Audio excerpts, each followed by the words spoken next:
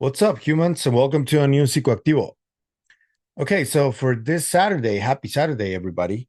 We've been talking about multiple different things, but now let's go back a little bit to these drones because Representative Tim Burchett just spoke on the Hannibal TV podcast, and he answered a few very interesting questions.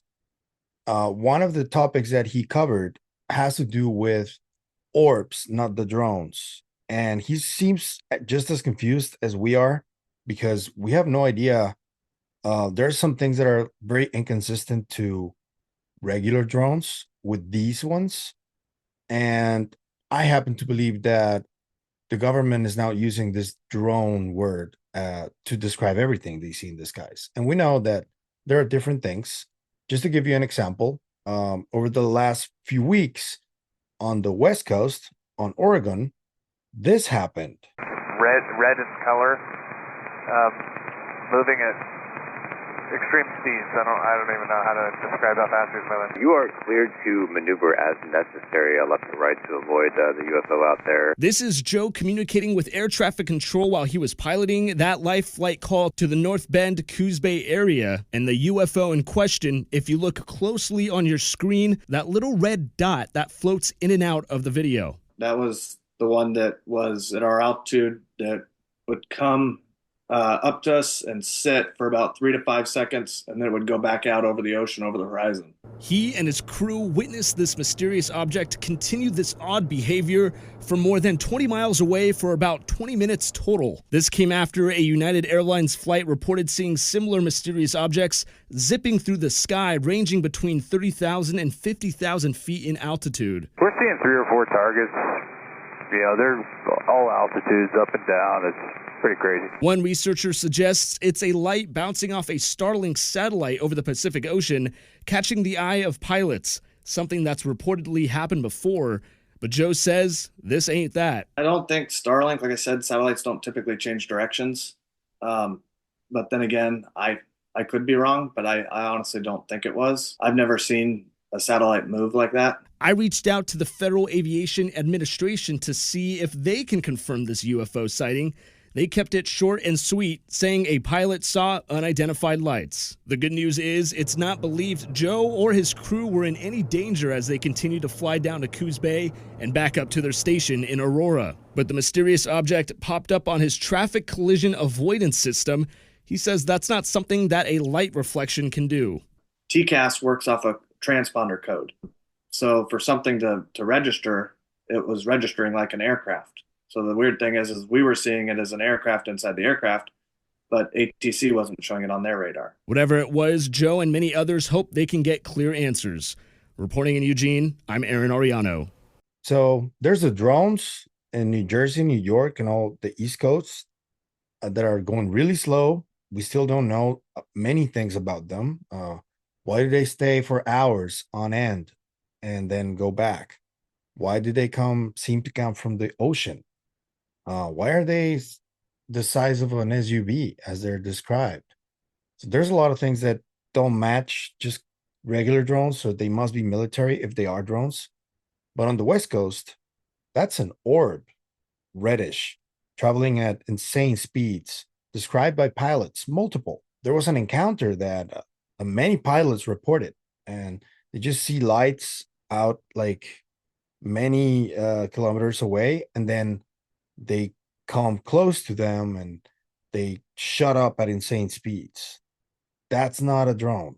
So we need to learn how to identify this, both things. But Burchett said this about the orbs, and then he talked a little bit about the drones too. Here it is. Now the orbs, ORBS, I know my Southern dialect doesn't come across very well. I've seen those, and I'm a little baffled at those.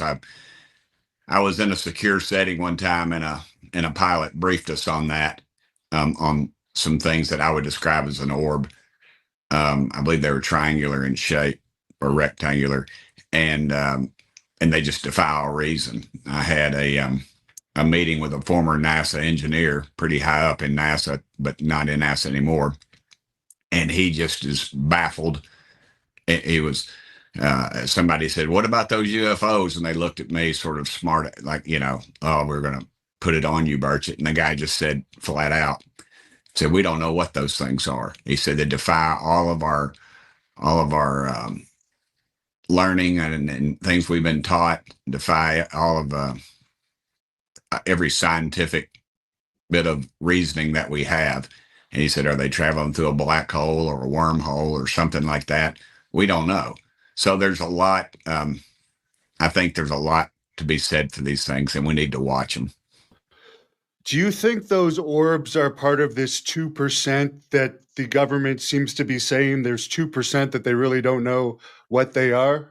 I do. And I've seen some, I've been privileged to see some things, videos and things like that of some of the stuff they don't know what is. And it's a mystery. I just sat there with a really just sort of a smirk on my face, because everybody that's watching this are people that have said something to me, kind of denying that they exist and sort of making fun of me, mocking me a little bit. And now this is going on. And it's amazing the Congress members that have called me off the record, if you will, saying, "Hey, Burchett, man, what is going on with this stuff, man?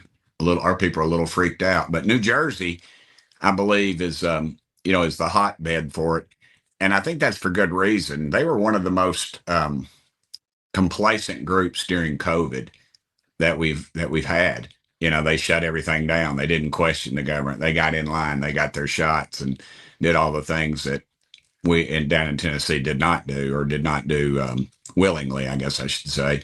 So we've had we've had some real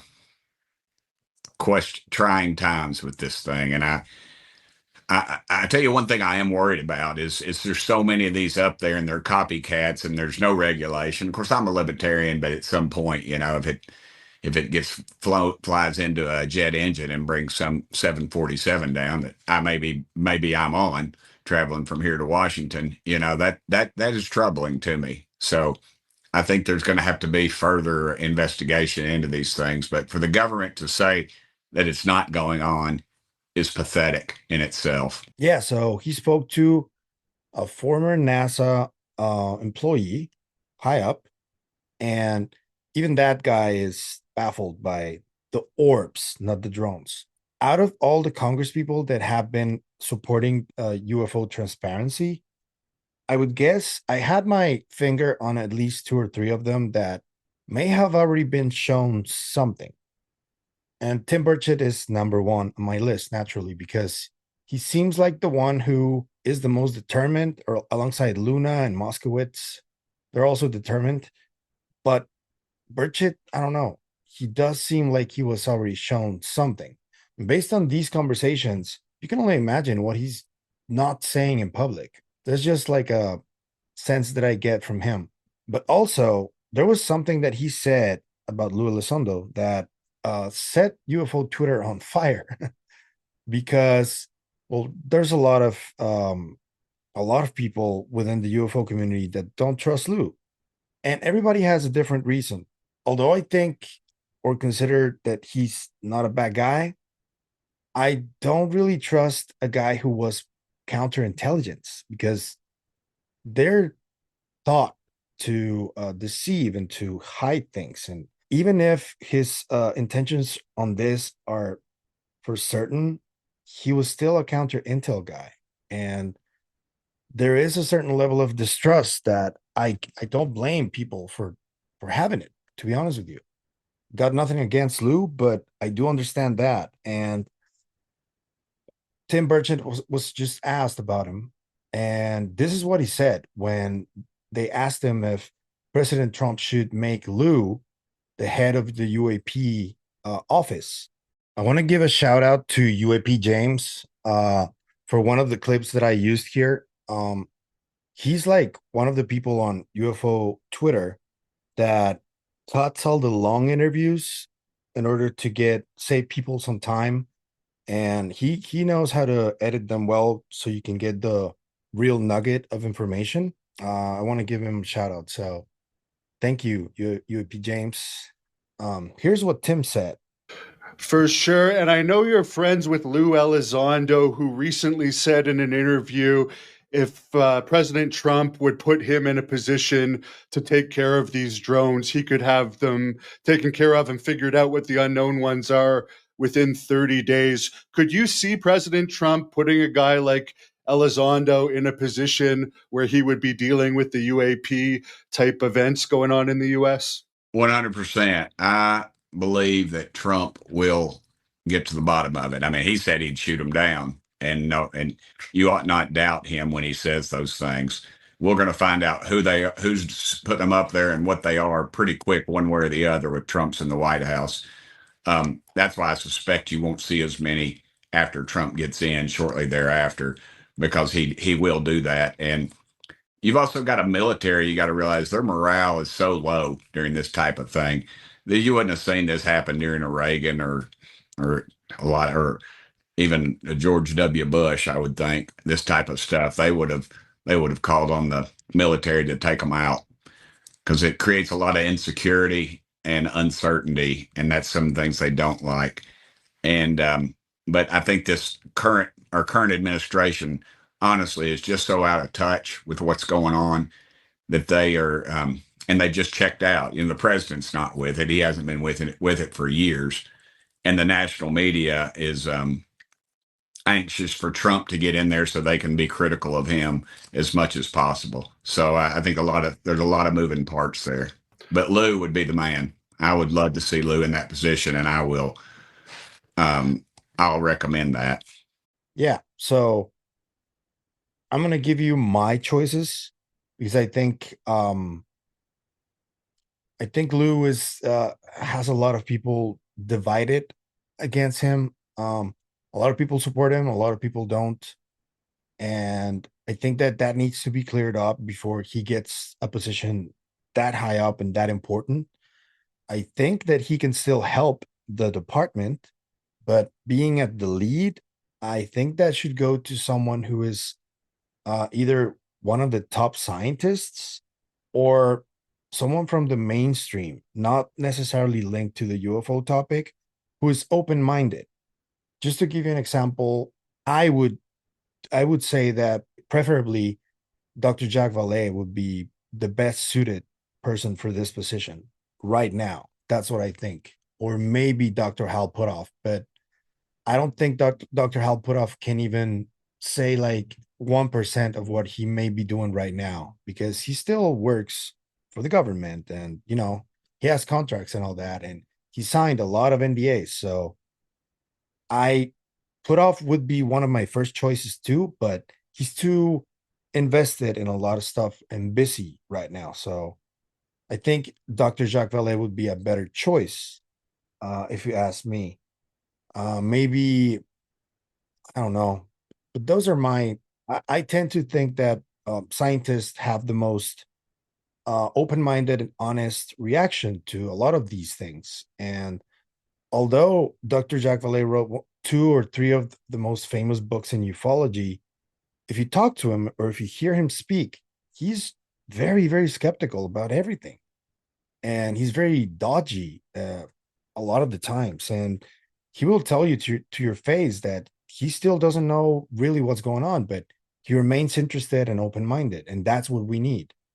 And also, Dr. Jacques Vallée doesn't have all of this baggage behind him. And I'm sorry, Lou, but that's the reality. I mean, there are some things that need to be fixed about all of this.